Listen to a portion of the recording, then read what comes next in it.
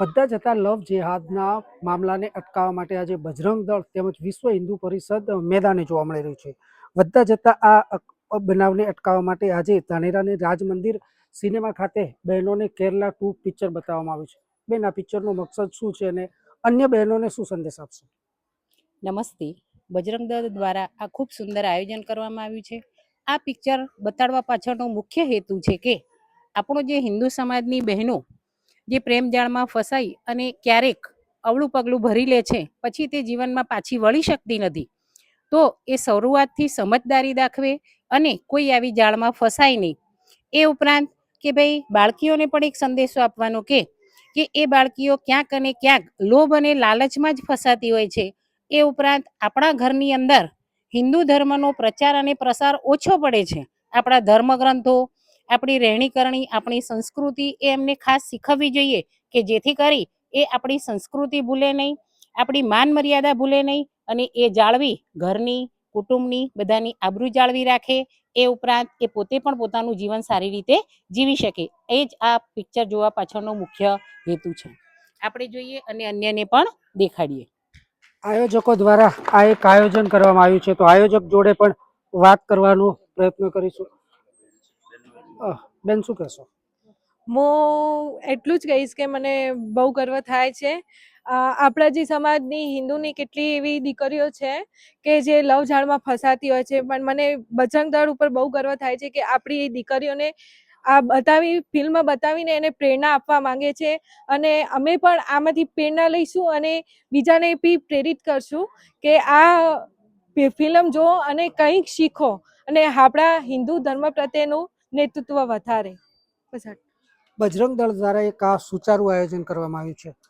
કેટલા શો બતાવવાના અંદાજિત આ બહેનોને જાગૃત કરવાનું એક કાર્ય કરવામાં આવ્યું છે? કાર્ય કેટલા દિવસ સુધી ચાલુ રહેશે?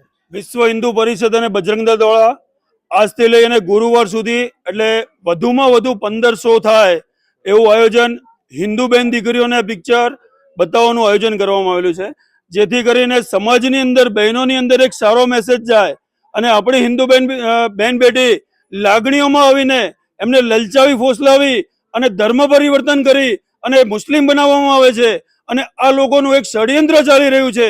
તો આ પિક્ચર જોઈ અને બહેનો એમાંથી બચી શકે તો ચોક્કસપણે આ પિક્ચર દરેક બહેનોએ જોવું જોઈએ. ધાનેરા નગર અને તાલુકાની બધી જ બહેનોએ આ પિક્ચર જોવું જોઈએ. અને ખાસ વાત કે ધાનેરા શહેર, તાલુકામાં અને સમગ્ર ગુજરાતની અંદર જો કોઈ બહેનને કોઈ પણ મુસ્લિમ વિધર્મી દ્વારા પરેશાન કરવામાં આવે છે, બ્લેકમેલ કરવામાં આવે છે, તો વિશ્વ હિન્દુ પરિષદ અને બજરંગ દળ હંમેશા ખડે પગે છે. તમે કાર્યકર્તાઓનો કોન્ટેક્ટ કરી અને એમનો સંપર્ક કરી અને આપ આમાંથી બચી શકો છો. આપે જે રીતે હમણાં જણાવ્યું કે ગુજરાત રાજ્ય, બનાસકાંઠા જિલ્લો, ધાનેરામાંથી પણ એવા 1-2 કેસ આવેલા છે, તો ધાનેરાની જનતાને શું કહેશો? ધાનેરાની જનતાને કહેવાનું કે આપણે આપણા બાળકોને જાગૃત રાખીએ, આપણે સચેત રહીએ, જેથી કરીને આપણી દીકરી કોઈ ખોટા રસ્તે ન જાય. કેમ કે ધાનેરાના 2-3 કિસ્સા બન્યા છે. આજે 1.5-2 વર્ષ પહેલા આ જ પેગિયા ગામનો કિસ્સો જ્યારે આવ્યો ત્યારે વિશ્વ હિન્દુ પરિષદને જાણ કરવામાં આવી તો વિશ્વ હિન્દુ પરિષદે અથાગ પ્રયત્ન કર્યા, પણ જે આ બાઈ જાળમાં ફસાણી છે એ આપણું ના માની, પણ છેલ્લે એના સાથે જે અત્યાચાર થયા એને ભોગવવું પડ્યું. ફરીથી એ વિશ્વ હિન્દુ પરિષદના શરણે આવી અને વિશ્વ પરિષદે બનતા એટલા પ્રયત્નો કર્યા અને એ બેનને આ દલદલમાંથી બહાર લાવવા માટેના પ્રયત્નો કર્યા. આવા કોઈ પ્રયત્નો ન બને એના માટે વિશ્વ હિન્દુ પરિષદ સતત જાગૃત છે. દરેક જગ્યાએ ભાઈઓ બહેનો નાના મોટા કાર્યક્રમમાં પણ જાણ કરતા હોઈએ છીએ. અત્યારે મોટા મોટા સંમેલનો થયા, અત્યારે ગૌશાળાની અંદર એક મોટું સંમેલન થયું, એમાં પણ લવ જેહાદ માટે પૂજ્ય સંતોષશ્રીએ પણ માર્ગદર્શન આપ્યું. આપણા જે હિન્દુ સંમેલનો થયા એમાં પણ આ વિશે મોટી ચર્ચાઓ કરવામાં લગભગ તો બહેનોમાં જાગૃતિ આવી જ છે કે મારું એવું માનવું કે 100% બહેનો આવા કુકર્મ કે આવી વિધર્મીઓમાં ક્યારેય નહીં ફસાય. પરંતુ કોઈ ભૂલથી, કોઈ લાલચ, લોભથી આ કોઈ બેન દીકરી આવા ષડયંત્રમાં ફસાય તો અમે એમના પડખે રાત દિવસ ઊભા છીએ અને એમના માતા પિતાને અને સર્વે હિન્દુ બંધુઓને જાગૃત કરીએ છીએ કે આવા આપણા બાળકો ઉપર આપણે આપણું બાળકોનું ધ્યાન રાખીએ તો આવો કિસ્સો ક્યારેય નહીં બને. વિશ્વ હિન્દુ પરિષદ અને બજરંગ દળ દ્વારા એક સુચારું આયોજન કરવામાં આવ્યું છે અને સતત 8 દિવસ સુધી બહેનોમાં જાગૃતિ આવે તે માટેનું આ એક કાર્યક્રમ રાખવામાં આવ્યો છે. અત્યારે તો મોટી સંખ્યામાં બહેનો આ ફિલ્મનો લાભ લઈ રહી છે. Suresh Galchar, DNR news, Dhanera. જય શ્રી રામ. આજે આ ધ કેરેલા સ્ટોરી નું આયોજન બજરંગ દળ અને ભારત વિકાસ પરિષદ દ્વારા વિશ્વ હિન્દુ પરિષદ દ્વારા કરવામાં આવેલ છે.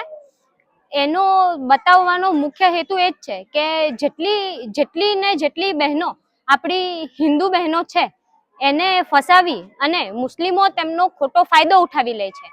એઝ અ ટીનેજર હું બધી જ ટીનેજરને એવું કહેવા માંગુ છું કે તમારે ખાસ ને ખાસ આ પિક્ચર જોવું જોઈએ અને આ પિક્ચર બને તેટલું વધારે ને વધારે તમારી ફ્રેન્ડ્સોને પણ બતાવવું જોઈએ.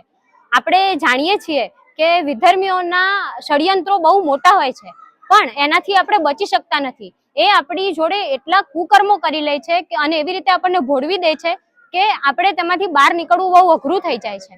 એની માટે થઈને એ કરવા માટે આપણે તૈયાર થઈ જઈએ છીએ. એટલે બને ત્યાં સુધી એમનાથી થોડુંક ડિસ્ટન્સ બનાવી રાખવું અને બને તેટલું આપણી સંસ્કૃતિને જાણવાનો પ્રયત્ન કરવો. આપણું કલ્ચર એટલું જ રીચ છે કે આપણે બીજા કોઈ કલ્ચરમાં જોવાની જ જરૂર નથી પડતી. ખાલી વાંક એટલો જ છે કે આપણને આપણા કલ્ચરની ખબર નથી હોતી. આપણું કલ્ચર આપણે જાણવા માંડીશું, આપણો ઇતિહાસ એટલો સદ્ધર છે, એટલી આપણી સંસ્કૃતિ સદ્ધર છે કે એ આપણે વાંચીશું, એ આપણે જાણીશું તો આપણે બીજા કોઈની પણ જરૂર નથી. બધા દેશોની, બીજા વિદેશોની ને એવી વસ્તુઓ જોઈને આપણે મોહાઈ જઈએ છીએ પણ ત્યાં એટલા જ કાળા કામો પણ થઈ રહ્યા હોય છે. માટે તમારી સંસ્કૃતિને માન આપો, તમારા ધર્મને શીરો માથા ઉપર રાખો અને તમારા ધર્મનો બચાવ કરો. Thank you. આપણને આ પિક્ચરનું આયોજન કરવામાં આવ્યું બજરંગ દળ દ્વારા અને વિશ્વ હિન્દુ પરિષદ દ્વારા. આ જે આયોજન કરવામાં આવ્યું, જે અહીંયા તમામ બહેનો જોવા આવી છે એ તેમના ઘરે જઈને અને એની મુસ્લિમ વિશે અને હિન્દુ ધર્મ વિશે, આપણી હિન્દુ ધર્મની છોકરીઓ ફસાય નહીં તે વિશે સારામાં સારો સંદેશો ઠેર ઠેર પહોંચાડે. અને બીજું કે જે હોસ્ટેલમાં રહેતી હોય છોકરીઓ, એમના માટે તો ખાસ આ સંદેશો પહોંચાડવાની જરૂર છે. એટલે કોઈ આપણી હિન્દુ ધર્મની છોકરી ફસાય નહીં તેવો આપણે પ્રયત્ન કરીએ.